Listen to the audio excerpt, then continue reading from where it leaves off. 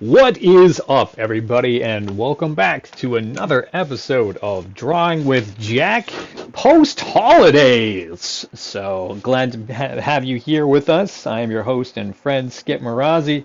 This is a very exciting episode.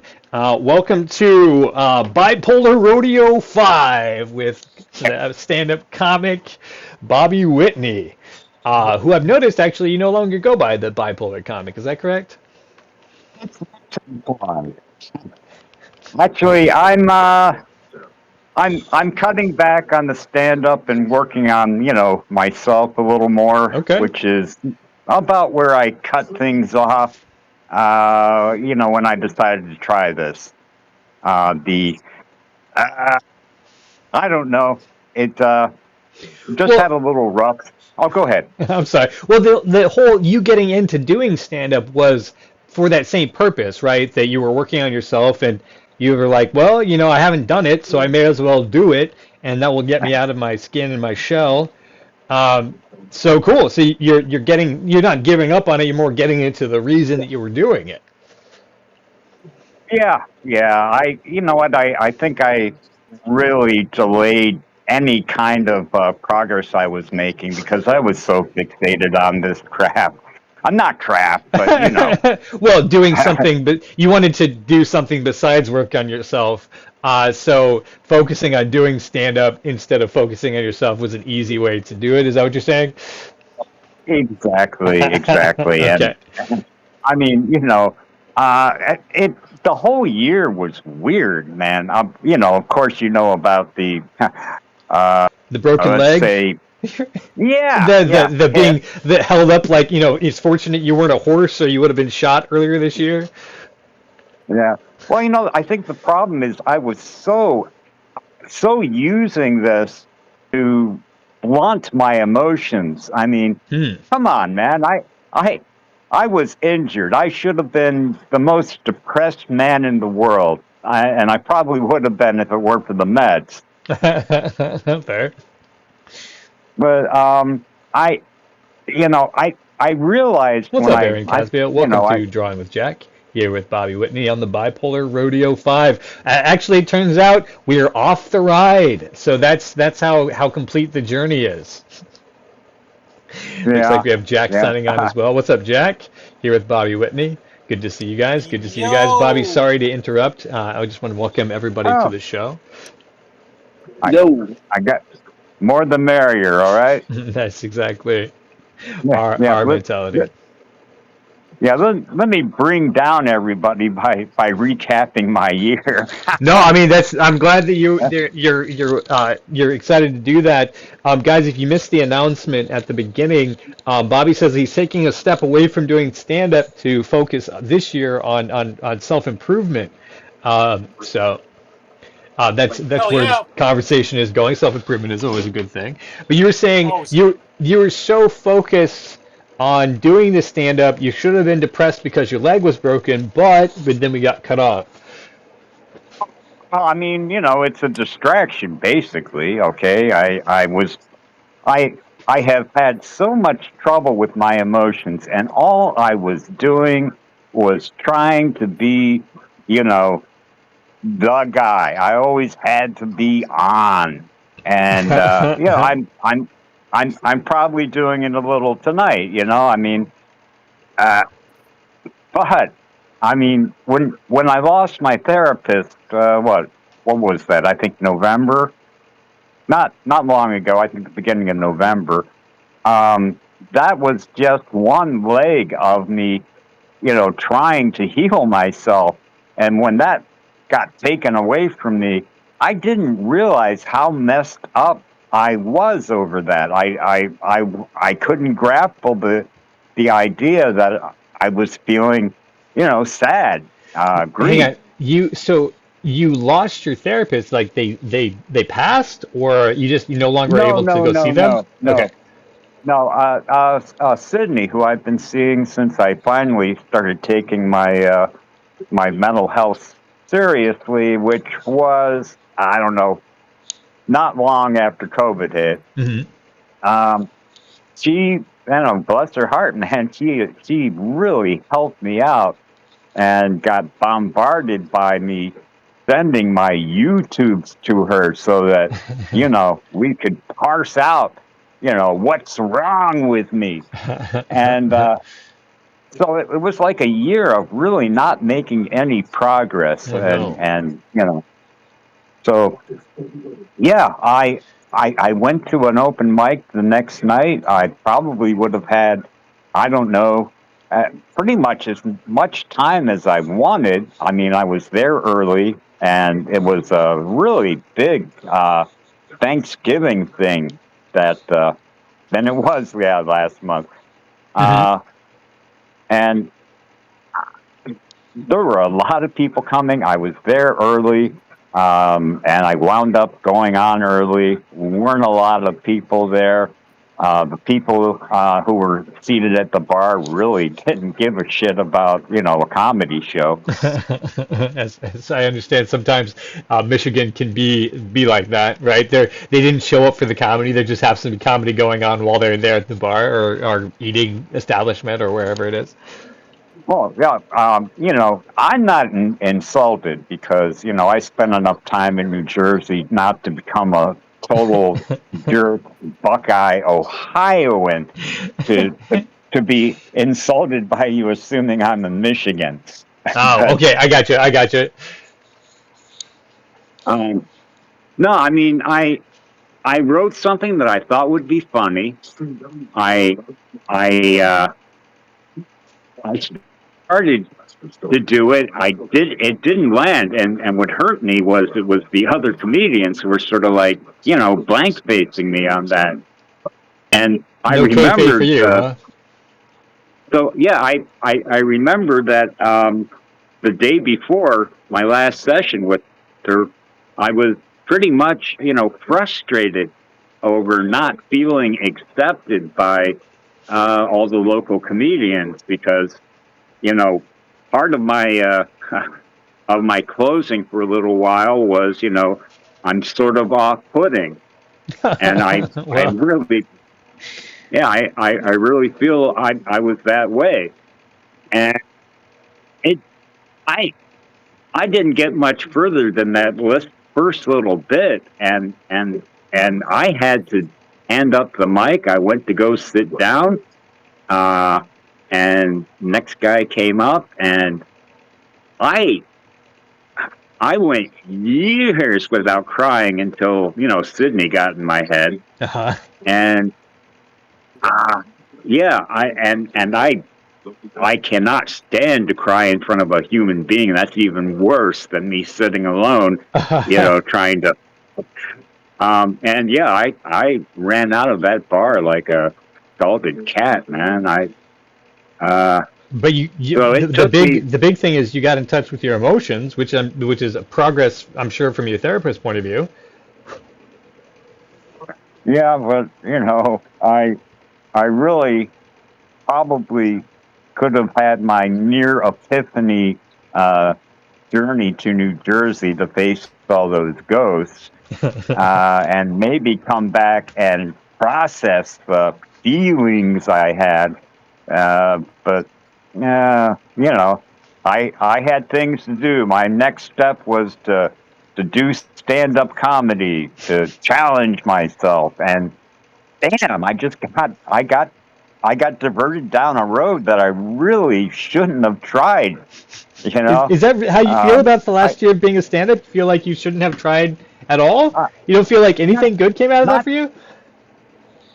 no, no. I think that it was premature. I mean, I think I really enjoy a lot of aspects with it, other than the awkwardness that I feel in trying to befriend people.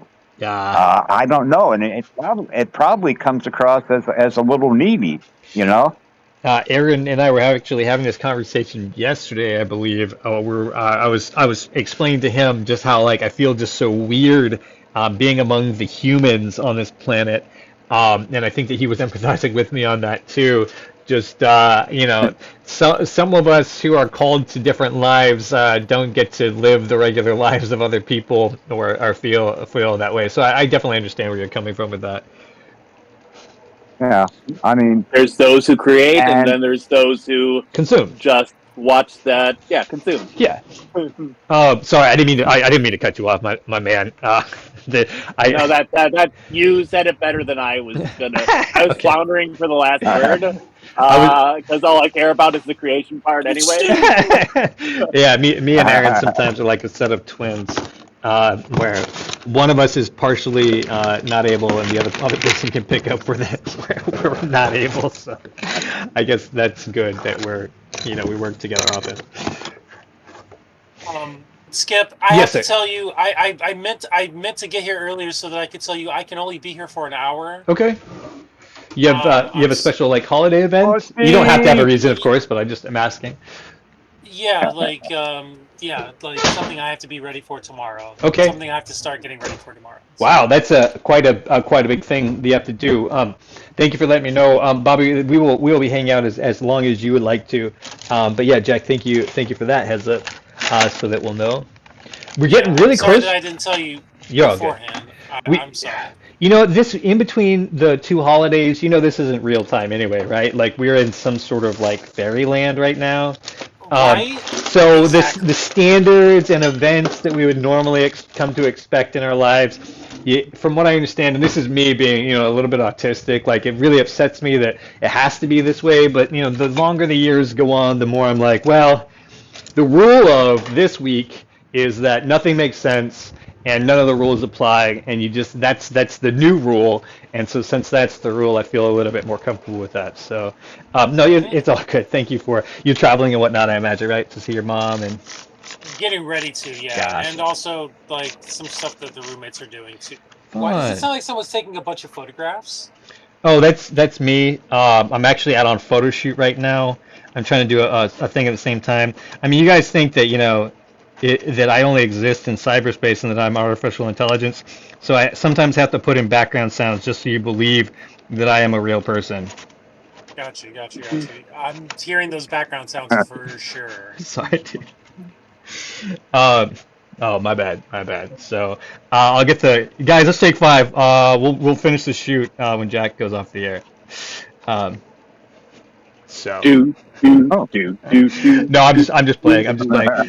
So Bobby, this was Thanksgiving. You decided, stand-up is over for you, huh? Oh no, Okay. not over. Okay.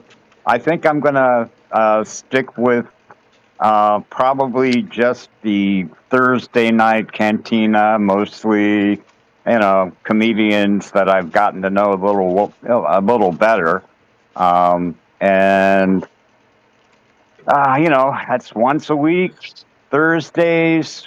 Very short drive. Yeah, my car is about to crap out on me, and I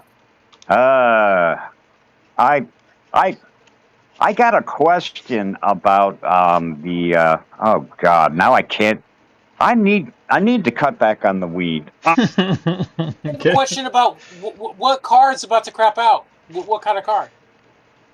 Oh, it's a Chevy Cobalt, 2010, I think. Right on. Yeah, yeah. I when I got finally on my feet in August, I needed to replace a ball joint, which I was fortunate enough to find a cheap, backyard mechanic on. I think it's called Nextdoor. Okay. The people in your area, yeah. What a great app. Yeah, and nice lady. A lady mechanic. This is news. I'm excited. Yeah, okay. yeah. Yeah, and this and is the lady, the 21st century. Yeah, exactly. I mean, I'm not surprised that women are as capable as men. It's just that women generally aren't drawn to that career, and that's where I'm like, yeah, that's awesome. Women in STEM, right?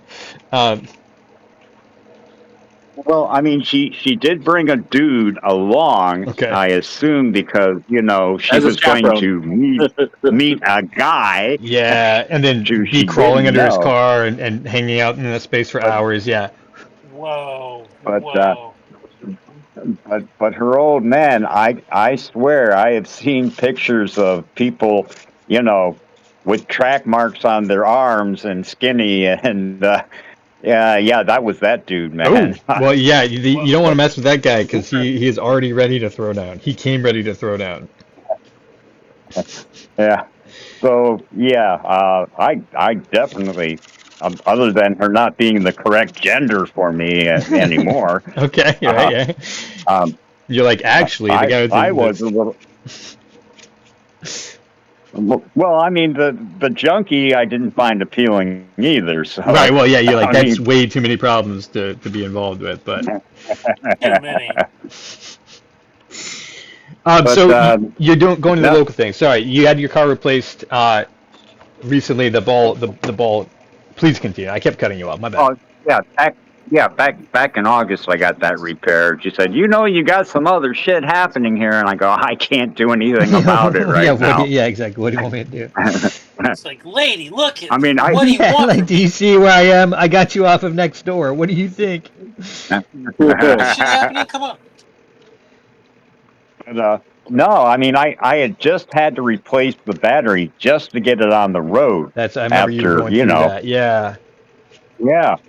So now I'm getting a lot of shimmy, shimmy, shake. I got electrical problems. The horn isn't working. The windshield washer fluid ain't fucking flowing. Oh, jeez.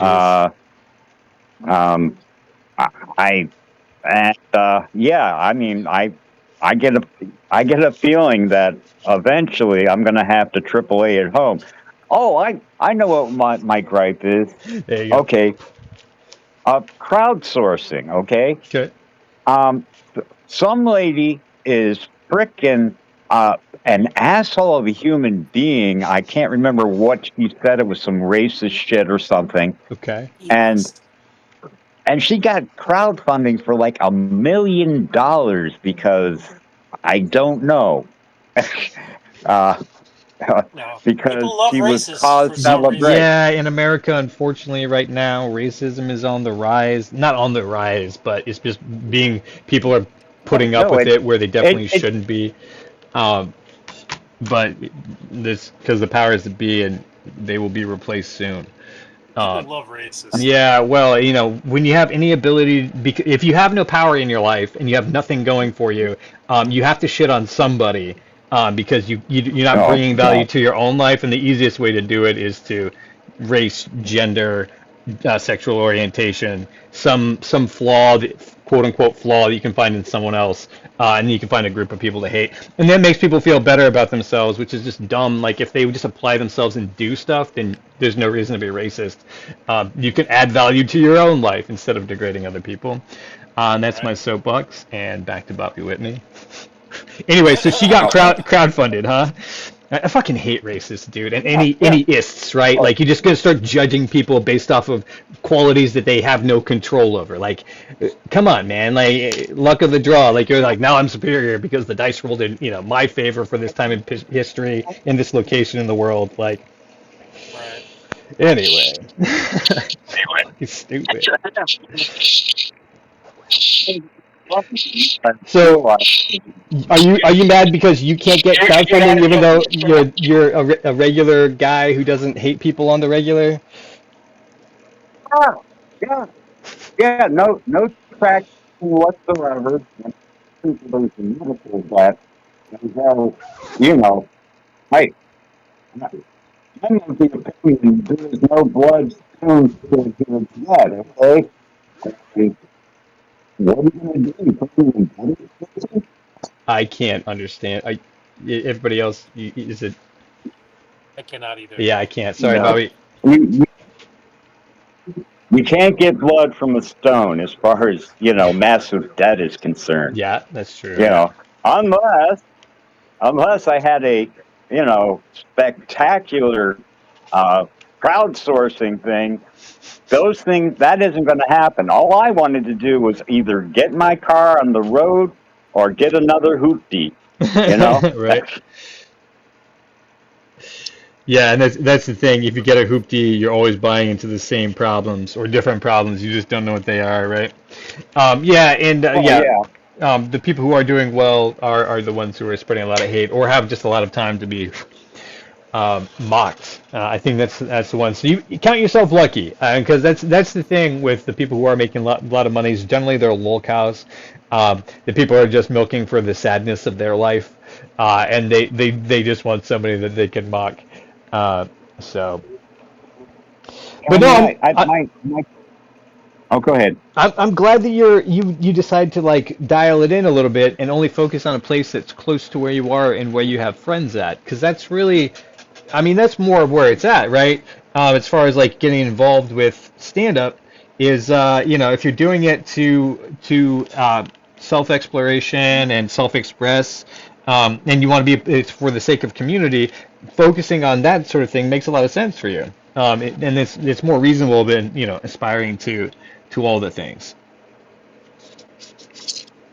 You know, I went into this with no expectations as far as the success is concerned, and I've managed to fall behind my class. I got I got some guy who started in March, real nice guy, and he's starting to frickin' tour.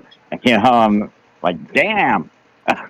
But he worked on it, and I don't work on it. I I mean, as far as thinking that I could make a ton of money at it, it's not going to happen for me because I don't have the focus, I guess.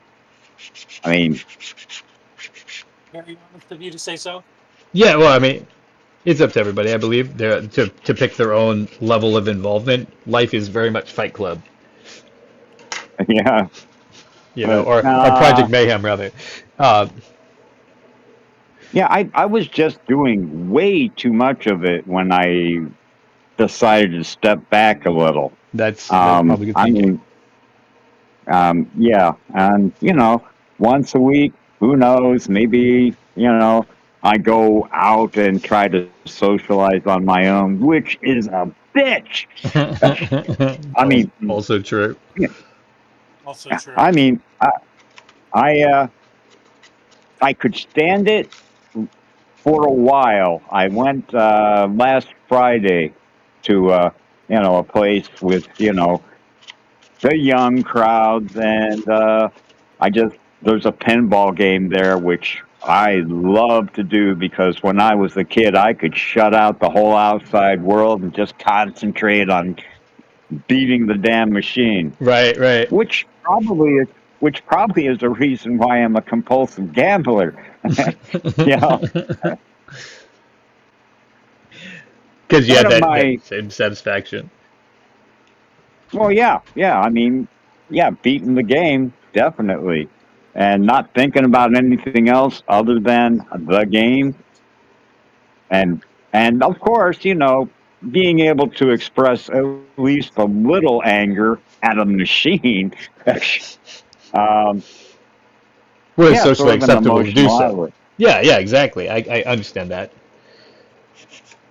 But my routine there has always been, $2 in the pinball game for three lousy games.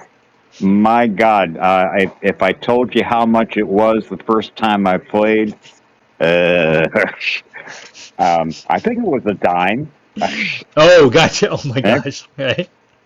You're talking about when you first um, historically played pinball game. Wow, yeah, that's yeah, yeah. for five balls. I mean, so anyway, yeah, I usually just go in there, play my three games. I'm a little acclimated. I can go out on the smoking patio with my beer, uh, and then if I if it isn't as crowded as it was, I might go up to the pool game. But uh, yeah, I actually got into a fairly good discussion with someone at the bar when I was trying to settle up, and you know, he said, "Can I buy you a beer?" And I said, "Are you kidding me? Of course you can buy me a beer." and unfortunately for him, he drinks Miller High Life only at a bar. And when I go to a bar, I treat myself. I get a nice dark ale. Yeah, there you go. And tall glasses. And I normally don't do 3 because ale's a little stronger. Right, And right. I'm a little out of shape on the heavy drinking. But I It's finished probably it a up. good thing. I finished it up, and it was just way too crowded for me. I'm not sure if it's tinnitus or what, but you get the right volume of a whole bunch of girls frickin' just getting louder and louder. I mean, I'm in agony. It, Like I can't do this right now. Fair. So then, so do you feel like you're making progress in the self-discovery on who you are and what you're doing since you've dialed it back? well, yeah. I mean, let's see. I rewatched a series I hadn't seen since it came out, and I can't remember how long ago it was. I think early 2000s, called Dead Like Me, Oh yeah. and I I realized how out of touch I was with my emotions just from the um, first episode, Hmm. and and I mean, of course, I found it funny still, but I did not get the nuances. I did not get, I mean, it was an emotional roller coaster, mostly funny. But the end of that first episode just tore me up. And I let Ah, myself feel it, right. you know? So I binged the whole thing. Uh, um, and now I'm binging The Good Place. Yes. Oh, right Good on. Place is a Yeah. great show. Right There we Good on. Place is a go. Yeah. great show. Yeah. The best I mean, philosophical show.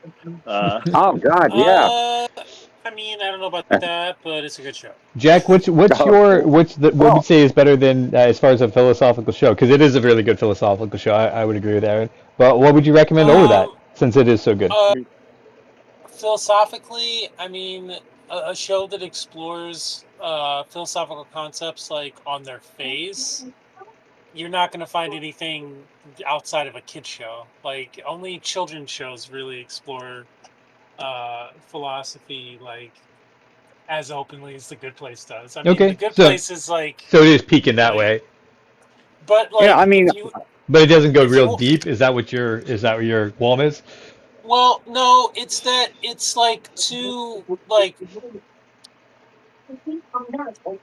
there's like this weird expectation in like Western education where it's like if you know all of the Western concepts and definitions, somehow everything is okay.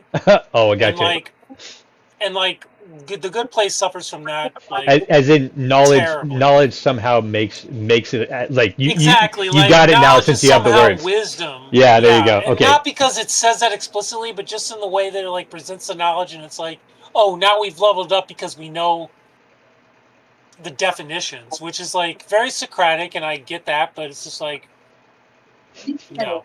well, That most But people that aren't anyway, even that at the knowledge level. Yeah, no, So yeah, that's it. Well, I think he did agree that going it is from peak 0 to because there, 1. yeah, philosophy isn't explored on TV.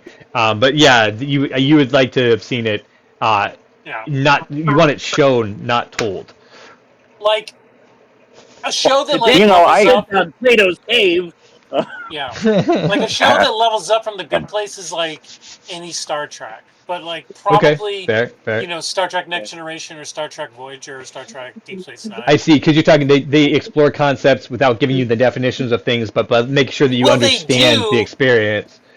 and it's like if you were alive when the shows aired, you would like get the like one-to-one comparison really easily. But because it's so like current events, kind of, it's hard to like pick up some of the things now unless you know about like 1980s, 1990s like politics, but Star Trek does do a really good job of like weaving together like philosophy with like Shakespearean like psychology.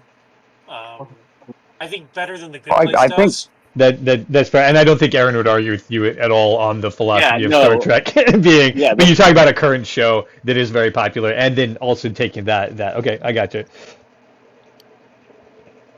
I mean, just in terms of like doing it better, because it's like not that The Good Place did it badly, but it's like The Good Place is like ultimately like definitely entry level philosophy, in my opinion.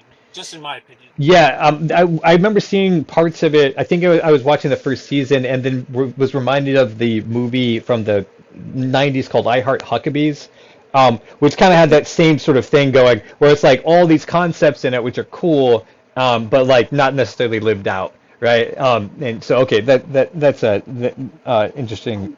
Yeah, I would like. Was I Heart Huckabees a '90s movie? I believe it's like '98 if it's not like 2000. Because I'm in high school still, I believe, when it comes out. Because the concepts that were in it, I was gonna Google it right now for you, so you didn't have to. Huckabees, 2004 actually. Good call. Wow. So I was in the last year of high school, and that would make more sense because that way I've already gone through the philosophy classes and stuff. There you go. And so I remember being like, I was watching it being like, oh, this is very much like, like these theory classes that I've been in, the philosophy classes, these concepts that we had explored. So that is cool. Okay, so Bobbie, you feel like you are, so Dead Like Me had you start to explore your emotions and feel those emotions, and then you started to do it more, and you feel like you are there making that progress now. Well, yeah, Good. plus I have a new shrink. I've only seen her once, and Wait, hang on, time out. I we meant to ask get you this when you said that you lost Stephanie. What happened?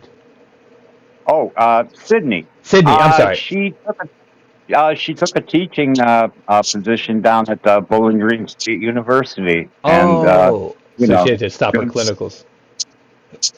good for her. Right. But this new girl, man, we get each other, and Sydney was invaluable to me as far as trying to talk this crap out, because I took the reins from her basically when we started.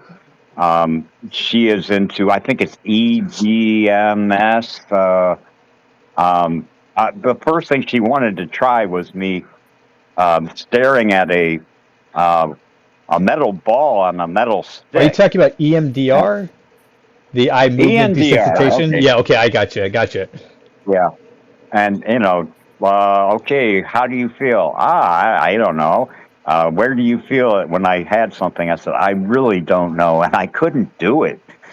Well, and it's watching where you start to look when you're answering those questions, where your eyes flick to when you start answering those questions, Yeah. so she gets some understanding of where it is in your brain that you're going to for that information. Is it intellectual? Yeah. Is it emotional? Is it a memory? Because based off the positions of your eyes, that not for everybody, because people store information in different ways, but it is a good tendency. Oh, I'm not saying that other people can't get value out of it. It just wasn't for me. It didn't work. Yeah. And she, asked, a few more times during our time together, and I said, I don't think so. But my new girl, God, I have to put names in the calendar until I get to know somebody. I think it's Nicole. You say she's great, you guys get along like gangbusters, but you're like, I see her face, I'm like, God, I have no idea what her name is. Oh yeah, I mean, yeah, we have to talk quite a few times, and yeah, she's more Freudian, she says, Okay, and I said, cool. okay, well, Nice. I respect the guy, but so you're really exploring all your her- sexual problems right Reject now, the huh, guy. Bobby? Yeah. well, I mean, I don't know what's sicker, how I might feel about my stepmother. We're not going to go there, okay? I mean, if there's anything deep down buried where where I wanted her. I had to. Yeah, I'd have to. Like, Yeah, some things should stay buried. Yeah. Wow, I don't think that's a helpful approach to therapy, Aaron, but you're pretty emotionally healthy, so I'll let it slide. Yeah, I believe that repression is good sometimes. Wow. I mean, again, I think you're Very emotionally healthy, so I think that's depressing okay to a certain extent. If it But works for you. yeah, I mean, I'm not gonna queef on your qualm or whatever the expression is. I just want to throw Thank you queef for in not there. queefing. Yeah, exactly. But okay, so cool. So she's more getting down into like the reasons why things are occurring, which is very Freudian and Jungian.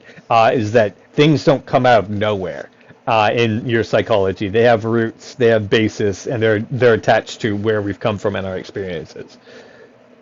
Yeah. Um, I'm not. I didn't get any work done on the idea of the constructs and reality. Okay, well, I I was going to hit that up a little bit later. But yeah, no, so you didn't get to do anything with that? The thoughts that you wanted to no talk no about, or? I think if we're into philosophy now, it's sort of an idea that I had about what at least I am, Okay, and what the universe is. Okay, all right. I'm I am every construct I've formed since I was able to think. Right, your ideas make up who In you are, I think is what you're saying, right? Well, every experience, Yeah, every interpretation of what's happened to me, yeah. um, and We are our core that pretty memories. much that that pretty much places me my smack dab in the middle of the universe, and I think we all have our own universe. Okay, Yeah. because uh, so that is reality. I mean, how in the hell did it start? I made a joke about it that the first time a human was able to say, "What in the fuck is this?" That was the beginning of civilization. Um, I mean, but yeah, right. When they first started being like, you know what, I don't want to be cold anymore, I'm going to find shelter, is when they established themselves as separate from their environment. I think animals do that on the basic also. And to many Oh, look extent, at me! I have plants, shelter. I'm not cold. well, plants as well. Like plants will reach towards light. Animals will seek shelter, food, and comfort, and making deliberate choices, and that kind of is what makes up their own reality. We do that more complex, I believe, in what you're saying is because we start to define it, and then that sort of when we have the ability to go on for a lot longer period of time. well, yeah, we have shared universes. I mean, basically, I mean, hell, it went off the tracks, I think, when we developed the idea of other. And you know, getting back to racism, okay, Okay. and war, and you know what? I had man. I had what I thought was the definitive, my own good place, little interpretation of philosophy. I never had a philosophy class. In fact, I pretty much ditched on any kind of science that didn't interest me, or most anything. I think I told you I've been stuck on 12 years old. At least that's what I think I did, uh, from trauma. And God, I don't know if I think I have matured, in the last 4 or 5 years. You know what, Bobby, is I interesting mean, is we started talking to you. This is the fifth bipolar rodeo, which is, this is off the ride. This is the part of the series where we reboot this series and go in a different direction with it, apparently, which is cool.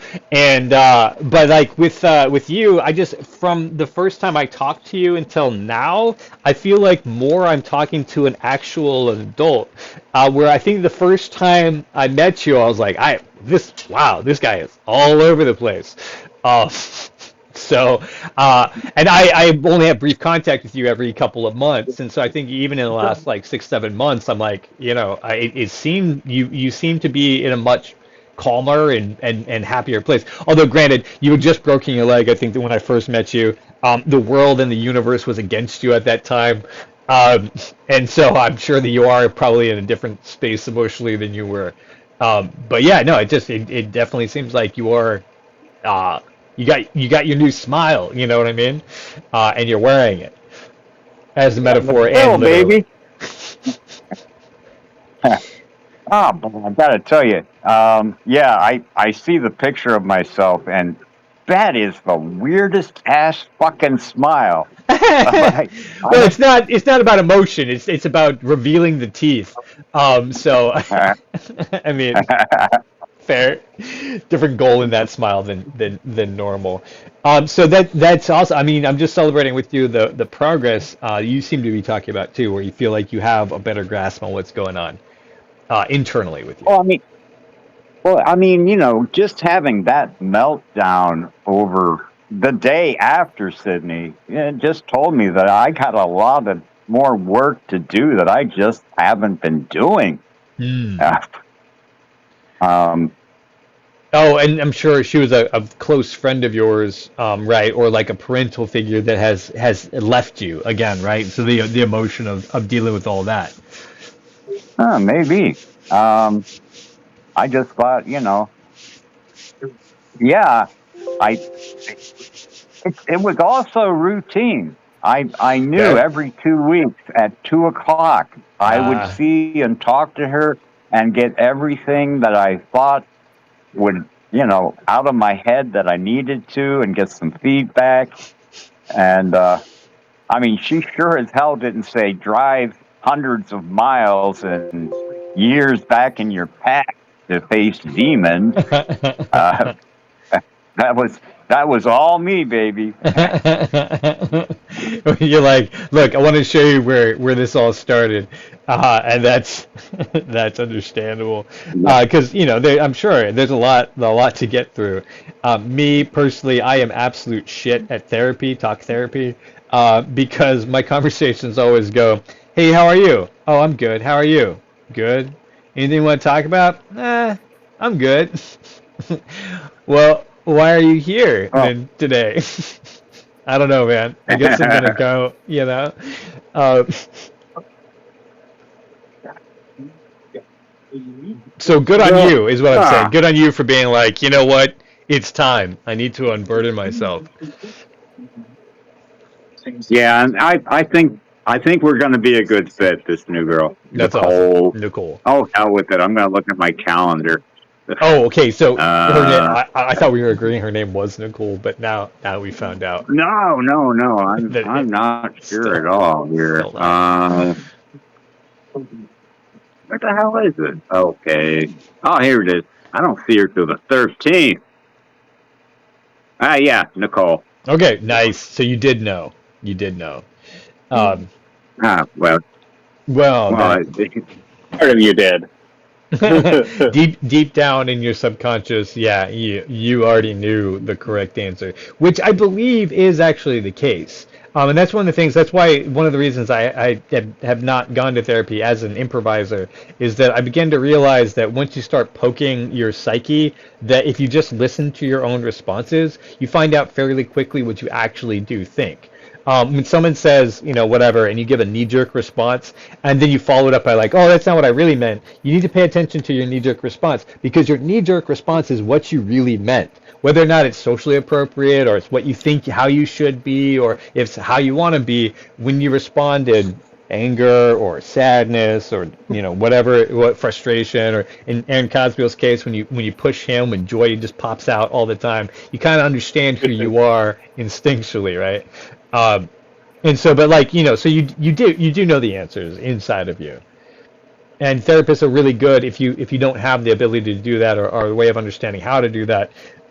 They should be helping you understand your own truth. And I think that's what you're talking about, like your own private universe, how we all have it.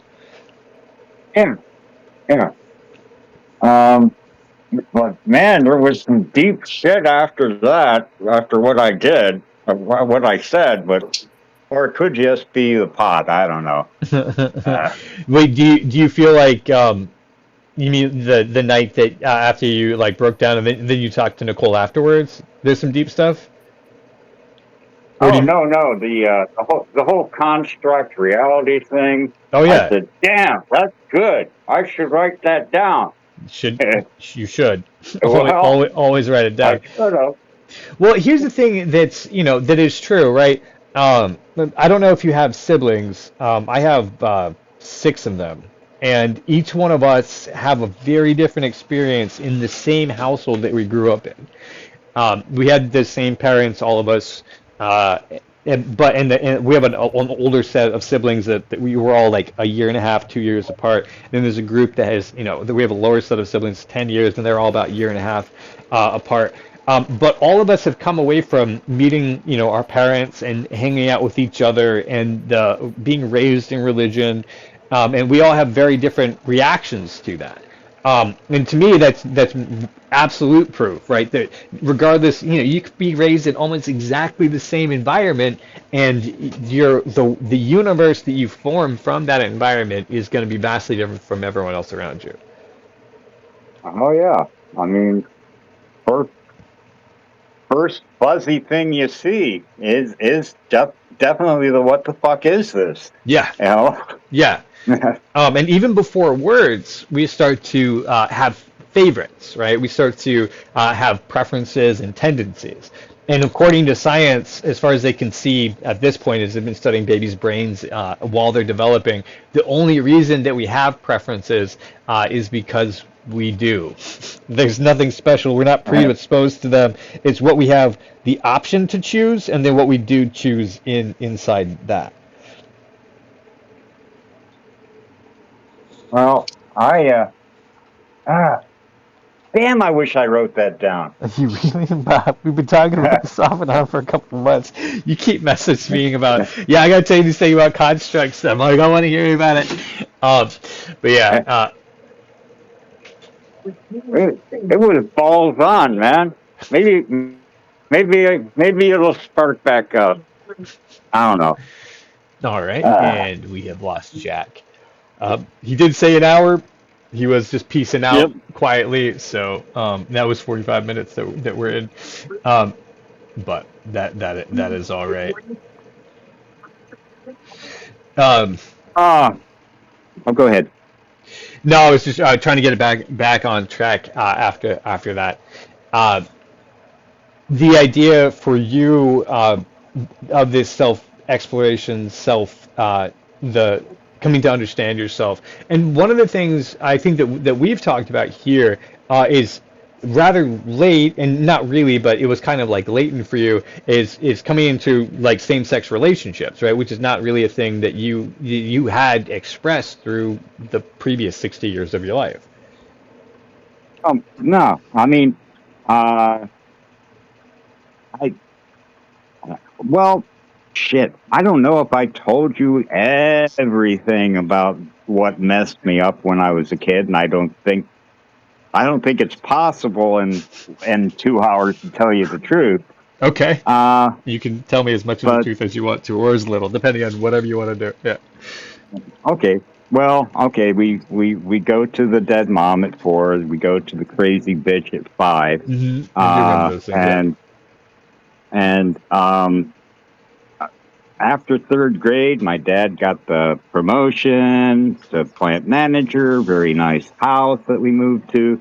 And that summer, uh, I got molested by a dirty old man that was in a trailer next to our house. Not Geez. next to it, but I mean, it was really spread out. We were in the sticks, and I completely pushed that down. I could not trust anyone in my family, and I had a couple of years, and then one of the other neighborhood boys said, "Hey, do you wanna?" And I said, "Well, I guess."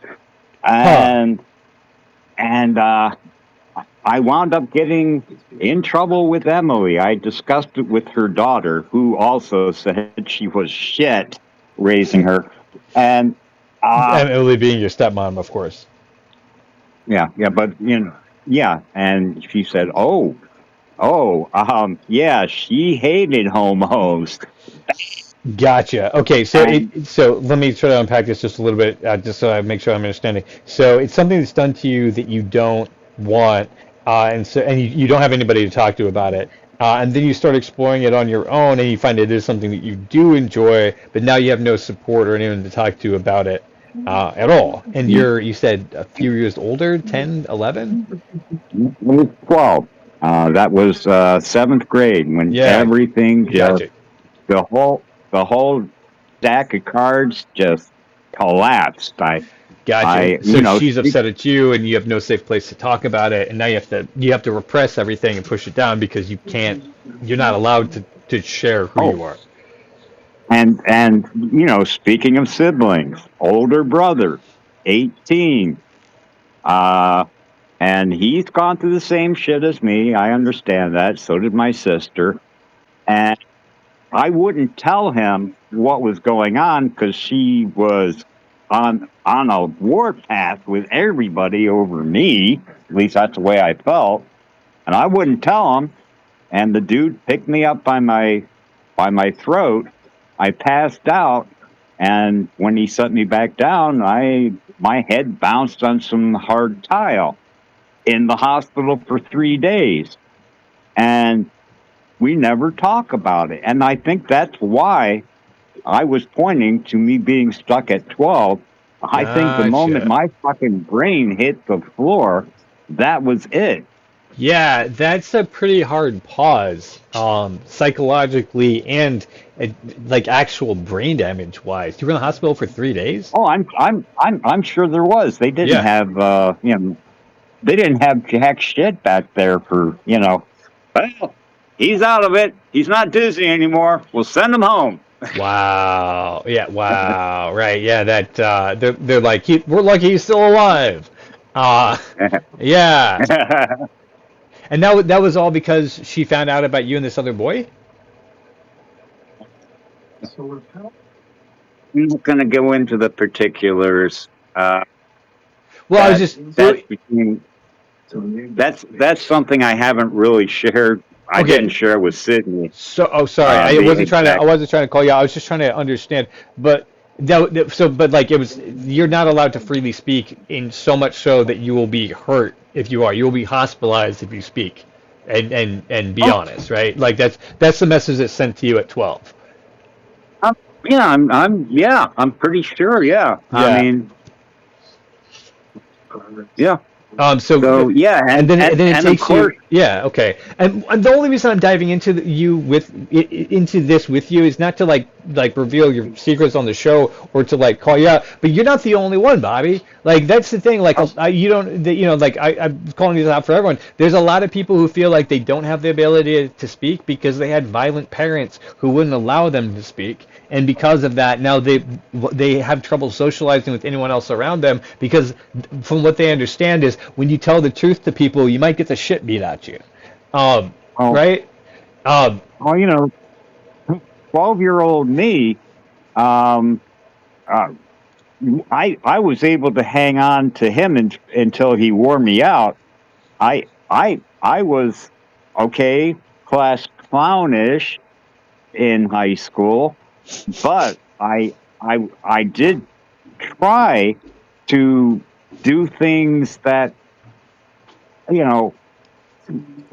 my whole body was saying, don't do this, don't do this, don't do this, when first time I went up on stage.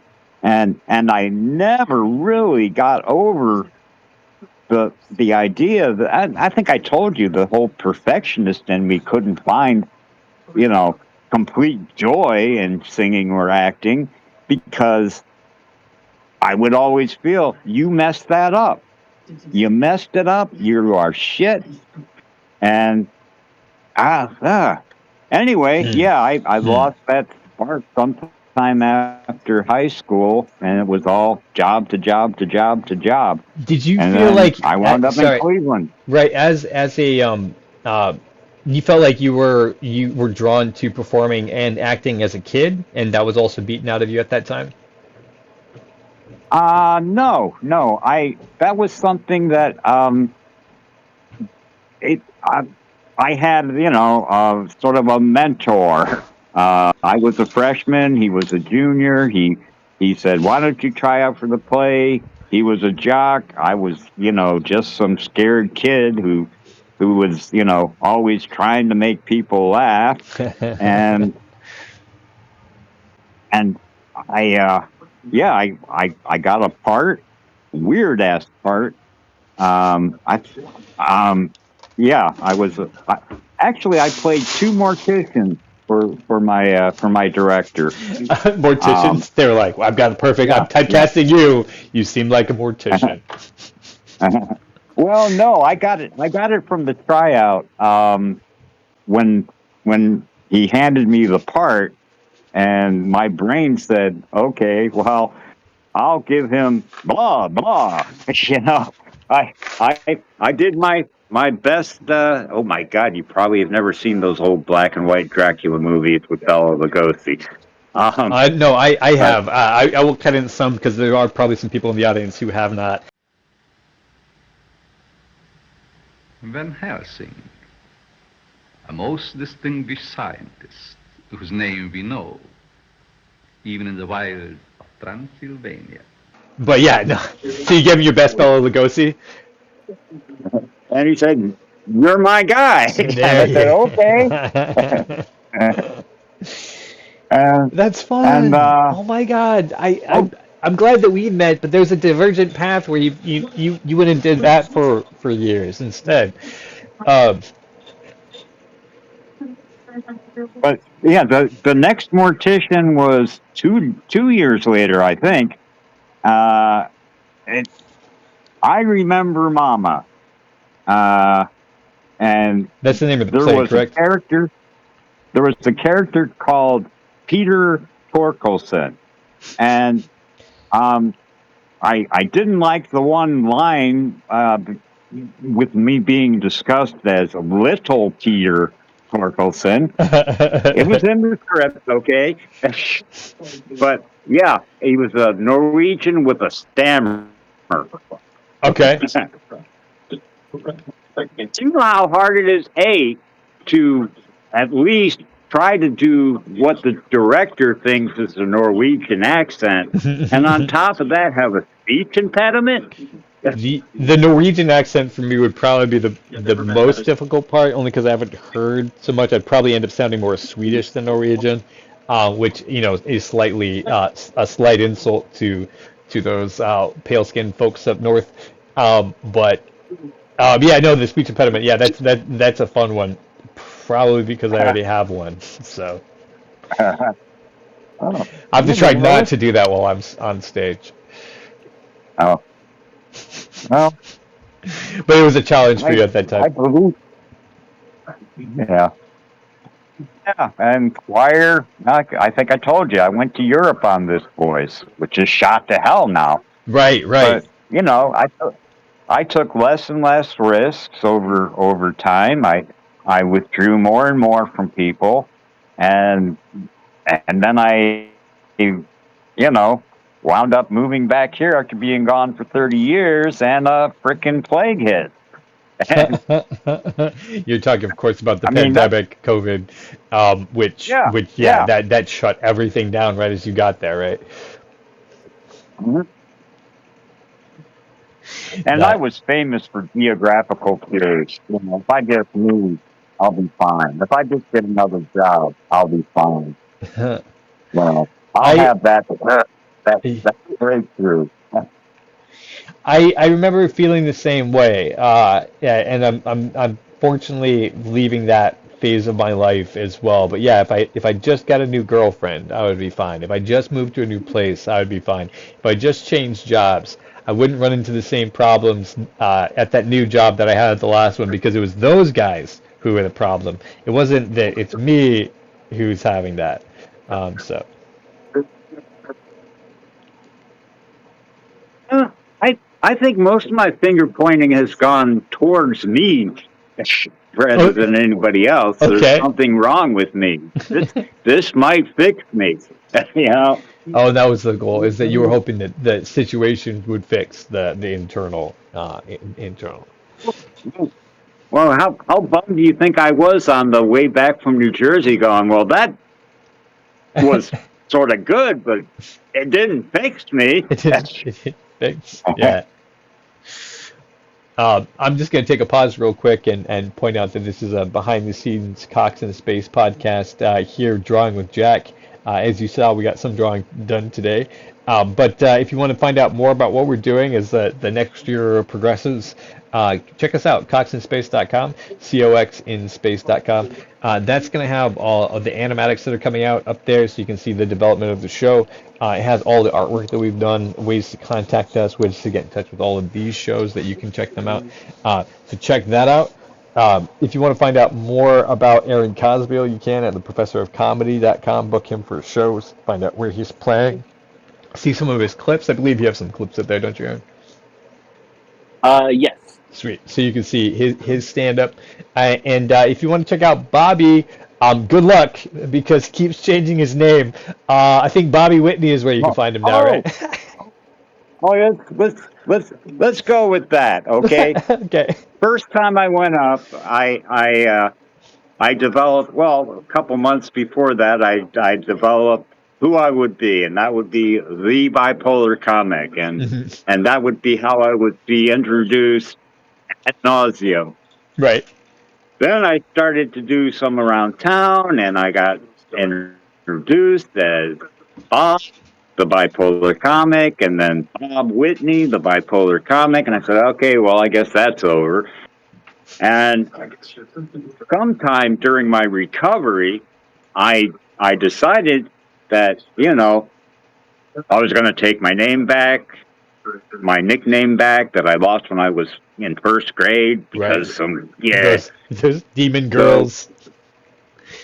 Yeah, demon children. Yeah, demon children. And then I decided that Branko, my sixth grade teacher's name, would be great. And right. The more I heard it in my mind, the more it sounded absolutely insanely stupid. So I went from Bobbie with a Y to IE, so I would own it. And, you know, hell, I've been a Whitney my whole life. Nothing I'm really proud of, but here we are. Oh, and it was a bitch trying to change that on Facebook. But holy shit! Did you? Where can people find you now, Bobbie? Is it on Facebook under Bobbie Whitney? Is that where you're at now? Is that the easiest place? Well, the Facebook page I started with is now Bobbie Whitney. Okay. IE, and the one that I've been using for my stand-up, which has a lot more friends. It's the new one is by Bobbie Whitney, comedy in befuddlement. I knew you changed your name recently. There were a number of words that I had seen, and I knew I didn't remember them, so that's why I was like, you can introduce it. But comedy and befuddlement is where you can find them now on Facebook. I'm glad that we got that bumper out the way, and we'll get back to the show. I'm still Bobbie Whitney, the bipolar comic on YouTube. There you go. So you can find clips there, and Bobbie, that's why I was kind of when you said, hey, I thought you had said that you were stopping doing stand up, and I was like, bummer, because what I've seen of your stand up is really funny. What I really like about what you're doing is something that I don't feel you see as much as we used to, but this the autobiographical jokes about my life. People have a tendency, and maybe I don't see as much stand-up. I know that you guys see a lot more stand-up than I do, but I feel like a lot of people want to be more topical, and they want to be like edgy. One of the things I love about stand-up and improvisers, comedy in general, is you get to see people's truth and people like speaking their truth, but telling you in interesting ways. So that's why I was like, oh, bummer. But I'm glad that you are doing it and still sticking with it. We'll get to see that more in the future. Well, I think there's going to be a little more shift towards, so maybe some topical. I mean, I noticed some things that I think are just absolutely insane, that I could probably make funny. You know that less lethal weapon that they're advertising with bananas? What? I'm not sure. I'm defaulting. Yeah, it's like it shoots a less lethal thing at people. And, so like riot they control, won't crowd control. They're not shooting bullets. They're shooting like bananas. But this is legal for every Jeter in the United States of America. Okay. All right. And the ad starts off with this freaked out girl talking about with all the rioting and this and fires and the most paranoid people in the country are going to be buying these damn things. And I am not real pleased with the idea of them advertising it as less lethal. Okay? Wait, are you talking about these things that it's a gun, but it's shooting with CO2 instead? I guess, and I guess there's some tear gassing thing, and it's supposed to incapacitate people, and it's not non-lethal; it's less lethal. They are touting it as non-lethal, but it is less lethal because if you could kill somebody with a rock if you hit them in the right place with enough speed. Oh hell yeah! Right, yeah. So it's not right, but these ones aren't designed to penetrate the body. I'm looking at it; they're just to provide concussive force to shock the body into dropping. Okay, so you're calling. Oh, you're saying that this is a bit that you want to discuss because this is topical and less biographical. Yeah, and I just find it insane that all these Jeters are going to be walking around with something that could hurt me, possibly kill me. Right, because they're thinking to themselves, "I'm not firing a gun at them. I'm actually, it's a non-lethal weapon." Yeah, and there's just too many damn paranoid, angry, and I think we covered it before, racist, Yeah. homophobic, you name it. Yeah. People that can just decide they don't like me and fire that damn thing at me. That is that's true. If I live through it, I can sue their ass. Hopefully, unless they have a better lawyer than you. Right, or if you're not believable enough to the judge, or any of those things, there is a lot of bias against people who have, who are neurodivergent for whatever reason. So hopefully you'd be able to get some recourse. I just think it's insane. I mean, they're marketing to basically people who see the world through the prism of everybody is going, all these people are coming at me. Yeah. And it also sounds like if it's a non-lethal weapon, it's probably not going to be under the same licensing laws like firearm laws, like having to wait 48 hours, like having to have a mental health check. which is No, minorly effective anyway. All you got to do is go on the site and order yourself one, and it'll show up at your door. And the next thing you know, you can drop Bubba at the damn bar for cheating at pool. I've always wanted to drop Bubba for cheating at pool, so I might actually be looking into one of these soon. Because who doesn't want to drop Bubba? But yeah, no, that we really, and I'm not saying we should take away people's guns, because there is we do need to be aware of who's around us, and that the government really needs to be kept in check as well, and powers that be need to not be the only ones that have weapons for a good reason. But at the same time, the proliferation of weapons and not the proliferation of healthcare, mental health care especially, that is not a winning combination in America. No. So I would vote we actually need to have less guns for everybody and not more guns, but. And the polarization and our nation went through a nervous breakdown with 9/11.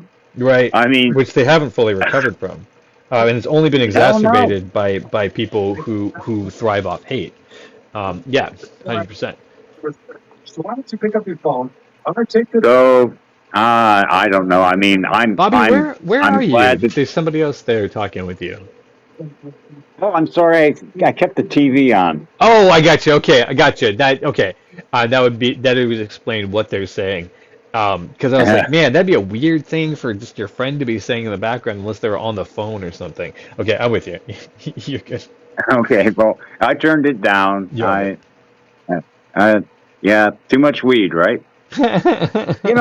That always works on stage. I mean, because I am high, and I can say, oh, I fucked that up. I gotta cut down on the ganja, Always work.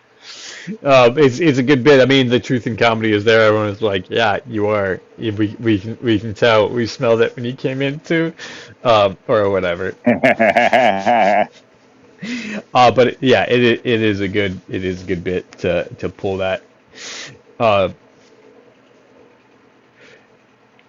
So we're probably going to cut this a little bit shorter since Jack is not with us today. We're probably going to be wrapping up the next 20 minutes or so.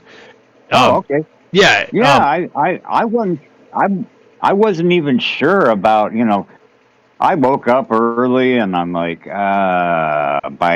by 6 o'clock I fell asleep, and fortunately, my friend woke me up in time for Old Fogey programming, the Wheel of Fortune and Jeopardy. Let me ask you this, Bobbie. Well, is that something that you've always loved, or is that something that you cross a certain age and then all of a sudden you're like, I gotta watch my Jeopardy? Well, I mean, actually, it started when I realized that there was a chance for me to win at home on Wheel of Fortune years ago. Wait, what? And I'm a proud member of the Wheel Watchers Club, and I haven't won jack shit. How do you give away? How do you win at home? Oh, go ahead. Oh, well, first it was $5K every day, and they just randomly select a player's number. Then they changed it to just one round. There are two mystery wedges on there. One is a bankrupt, and the other is turning around and it's $10,000. Now you have to have that and win the round, and not bankrupt and lose that damn thing, and not get the bankrupt. But how do you win at home? I'm still missing that. Yeah. I mean, that is the only time, except for the Secret Santas, which I didn't win on either. Wait, so hang on. You win the 10,000. How are you? If they pick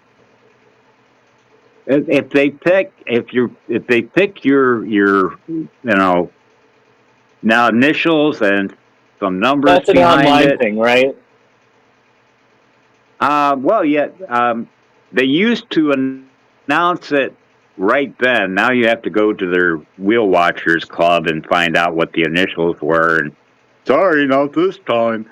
And So there's some special characters that are revealed during the show, and if you go and you're one of the contestants that enters those, then okay, I got you. Okay, that's how you get to yeah, I play mean, at all home. you have to do is be a Wheel Watchers Club member, and you have a chance. I mean, they drew, you know,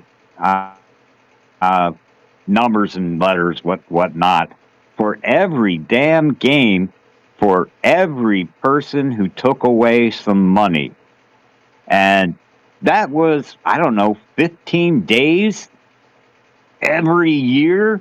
They can't pick me. Well, there are a lot of people. What the hell? I mean, there are a lot of people who watch Wheel of Fortune on the regular. So your odds are pretty astronomical, in the millions, hundreds of millions probably, if it's going worldwide. So yeah. Okay, so it's more of a gotcha. Well, it's also something that my best friend from college and I sort of share on the nightly. We might talk through Wheel of Fortune and make fun of the morons, and right after that is Jeopardy, where I get to feel like an idiot, and he normally can run some of the categories, and he'll call me right when the last category's up, and we'll decide whether or not Will Clavin, which is a Cheers reference, which nobody your age is probably going to get. No, I think the only Cheers episode I saw was the last one, because it was like Cheers is going off the air, and I was like, what's going off the air? And it had to be explained to me. But I was little at that time. Yeah. I was more of a Frasier guy. Yeah, well, and Frasier, of course, is the spinoff that we were capable of watching and being aware of. Yeah. So. Well, there was a know-it-all post office delivery guy. Oh, gotcha. I'm sorry. The bar. Yeah. And he got a chance to go on Jeopardy, and Alex Trebek, everybody, he was pairing them up all through it, and there was no way anybody could catch him, and he got the last one wrong. And he went all in. Oh, wow. And we call that a Clavin. Okay, gotcha. Cliff Clavin, of course, is who you're referencing, right? Because that's his first name, the postman. Yeah. And we more commonly know him as the pig from Toy Story, I believe. Oh, I had no idea. I'm pretty sure. I've never seen a Toy Story. Yeah, because of course it is. I mean, Cheers goes off the air in '93, and Toy Story comes out in '94. So yeah, and okay. he stuck with that. I think they even did his voice. They put lines together to do his voice in the more recent movies. But okay, gotcha. And so he lost on Wheel of Fortune, Jeopardy. He lost on Jeopardy. Weird Al actually has a song about that as well. I was thinking that. I was expecting you to sing it, which is why I threw it in, because I either he's lost on asleep over there. Jeopardy. Yeah. Baby. Which is he basically sort of gave an answer that would be technically right, which was, who are two women who have never been in my kitchen? I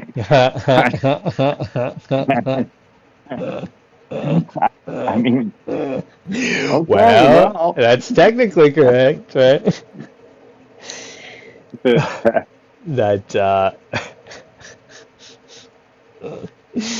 Fantastic. So you watched the old man shows, and you said you were fortunate enough to have your friends wake you up for that old man television, and that is why you're here with us today. That's how you were able to make it. Yeah, yeah, but when you get up a little groggy and you have something coming up in like, out what?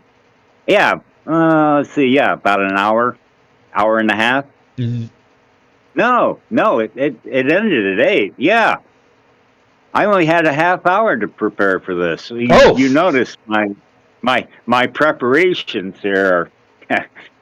Well, uh, and another reason is, I have been mentally farting all day.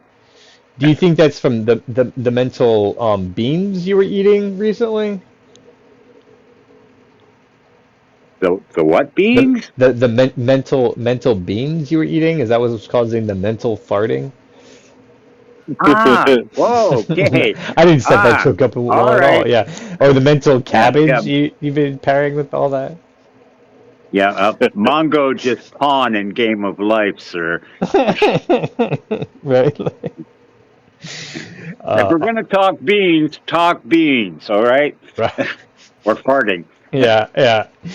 And that's and I can understand that happens. Uh, Especially with the holidays being on it, like our schedules are not consistent. There's so much not going on that normally goes on. Everybody's here, there, and everywhere. They're in different states of mind. Plus, I'm, my sleep pattern is so frickin' off. I'm probably going to be awake until 3, 4 o'clock in the morning. Oh, geez. Uh, binging whatever's left of the good place, and periodically going and playing, uh, free slots because that way I can just be angry over losing imaginary money. And get excited about winning imaginary money. Right? The catharsis is Oh still God, there yeah, without the debt. Um, yeah, 100%. yeah. I probably could have 2 hoopties by now if I didn't go to that damn place. Yeah, and that is the case. The only way to win at gambling is to be the establishment that is setting the odds. Oh, and there's nothing tighter than slots. I mean, okay, yeah, I think there's much more of a chance of winning at cards. Um, Not Uh, blackjack though. right. Yeah, I was thinking Not. depending on the game. Yeah, I think you're correct. There's the luck of the draw. There is some skill. Obviously poker has bluffing in it. So you have that advantage. Since you're playing the social aspects, social psychological Oh aspects. yeah, I mean, I I'm good at Texas Hold'em, Okay. but I'm so shitty at chip control that I did it a few times, but I was like, you got to stack them and all this other crap, and what I was doing online was so easy. Oh, do you mean like having your chips in the right piles? Yeah, all that separating crap and Gotcha. I nah, ain't for me. No, yeah, the thing for me, like I've been to Vegas multiple times, and because I used to live more on the West Coast, um, and I've been there multiple times. But for me, it was I knew how the odds worked, and I knew that regardless of how much you win, you're always losing to the establishment. And so it never clicked in my Well, brain like yeah that you never actually win. So like I have never, to me a gamble is not exciting. So um, yeah, even in the online versions of it where you don't actually lose any money or anything like that, I'm just like you know. So, but I understand there's the adrenaline rush for most people. The ability to win. That outsmart your opponents and the establishment. Oh, I'd love to beat the Russians online. Right. Back before I tried to log on and there was this FBI warning, go no further. Because, we were, I don't know what entity was running Poker Stars back then, but it wasn't on U.S. soil. Okay. And that really is the Cold War, right? I mean, the real Cold War is winning online against the Russians in card games, right? Well, they were so damn arrogant, and they did have chat, but I mean, they were so damn arrogant. It felt wonderful to whoop their ass. I mean, okay. Yeah. I mean, I got some skills. I know, how to just say, hell no, hell no, hell no, hell no. Okay. And, if you bet small at first, they're going to think that you're unsure of yourself. And then when you really got the nut, yeah, they're going to try to push you out of the game. So, yeah, I let them make the first move as far as the huge bets, the all-ins and such. Right. So then you because they don't think that you will. Right. Absolutely. Then you go for it. That is awesome. Well, we are in kind of the last 5 minutes here. Do you have any kind of wrap-up thoughts of where you are and what you plan to do? What you hope for this new year, 2026?